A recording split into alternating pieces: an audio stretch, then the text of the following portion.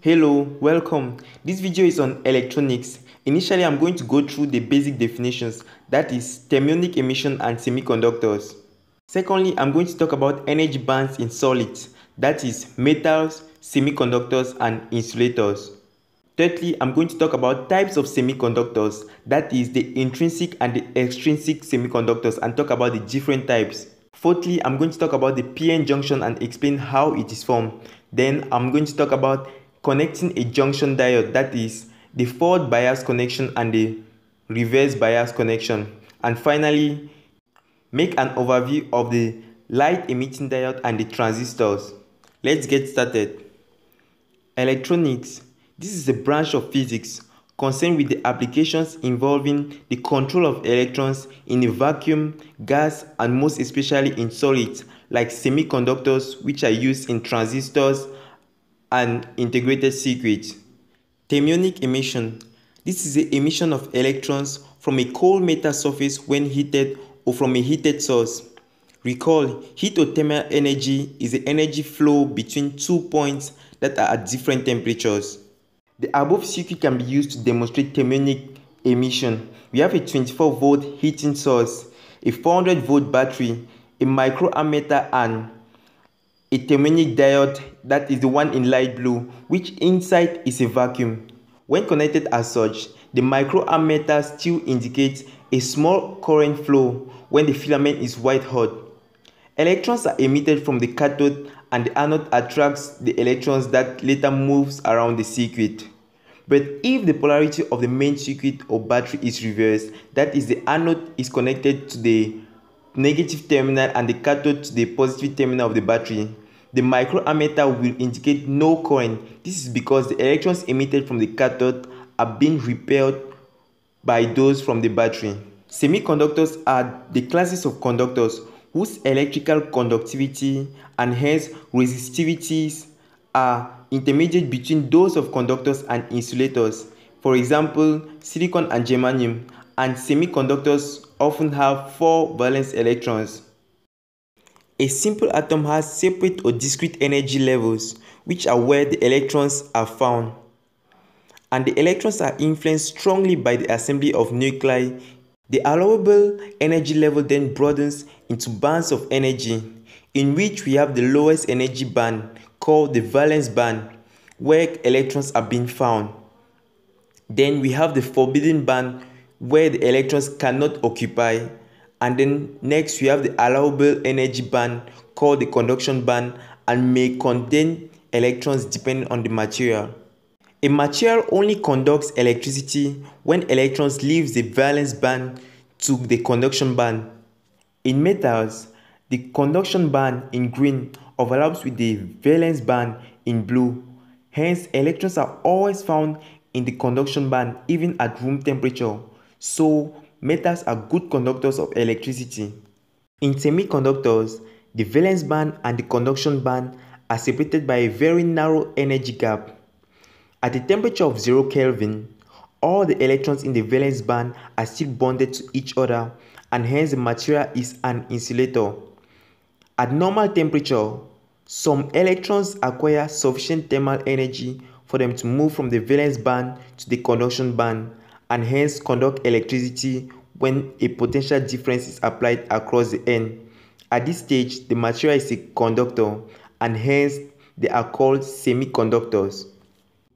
In an insulator, the valence band and the conduction band are separated by a wide energy gap. Hence, electrons cannot get sufficient amount of energy from an applied voltage for them to move from the valence band to the conduction band. Hence, an insulator cannot conduct electricity.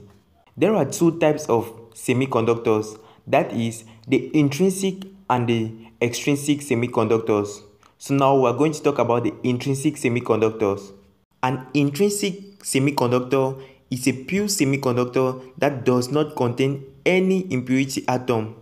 For example, silicon crystals at 0 Kelvin as shown. Note, semiconductor crystals are tetrahedral, that is they have 4 valence electrons. In a silicon or germanium crystal, each atom shares a valence electron with each of the 4 surrounding atoms in a tetrahedral arrangement, forming a simple covalent bond with each. At 0 Kelvin, all the valence electrons are firmly bonded to their particular atom. Meanwhile, at normal temperature, the thermal energy may just be greater than the energy binding them, hence the covalent bonds are broken. When this happens, the electrons moves from the valence band to the connection band and leaves behind a vacancy called a hole in the valence band.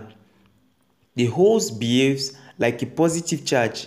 Hence, in a semiconductor, there are two types of charge carriers, the holes and the electrons. Semiconductors have a negative temperature coefficient of resistance. This is because an increase in temperature leads to a decrease in the resistance of the semiconductor. Extrinsic semiconductors are the types in which impurities have been added into it. The main aim of doing this is to increase the conductivity of the semiconductor. The process of adding impurity atoms to the intrinsic semiconductors to alter the electrical properties is called doping. There are two types, the N-type and the P-type semiconductor. When an atom of a pentavalent element, e.g. phosphorus, is introduced into a crystal of pure silicon atom, it enters into the crystal by replacing one of the tetravalent silicon atoms, but only 4 of the 5 valence electrons of the phosphorus atom can join as covalent bonds. Consequently, the substitution of pentavalent atom with a tetravalent atom provides a free electron. In band diagrams, there is the addition of a donor level just below the conduction band for the free electron. The pentavalent atom is called the donor atom.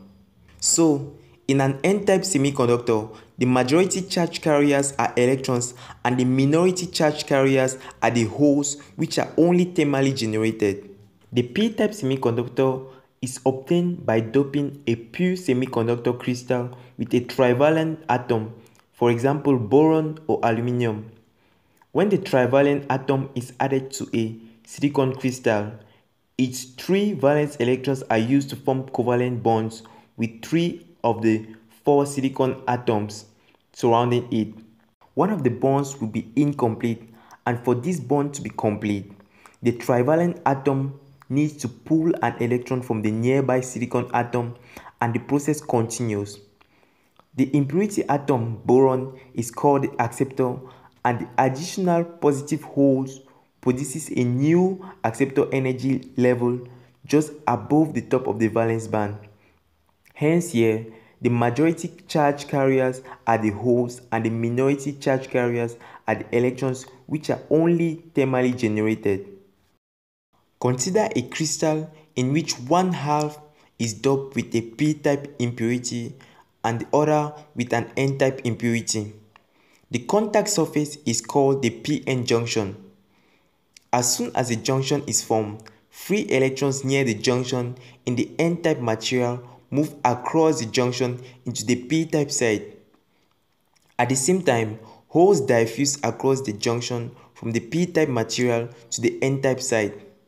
Diffusion occurs because there is difference in concentration of charge carriers in adjacent regions of the crystals, but drifting of charge carriers only occurs when there is a difference in potential between the two regions. Diffusion of charge carriers continues until the region in the p-type semiconductor near the junction acquires an excess negative charge trying to move from the n-type side to the p-type side. Similarly, the region in the n-type side near the junction acquires a surplus positive charge, which prevents any further migration of holes across the boundary.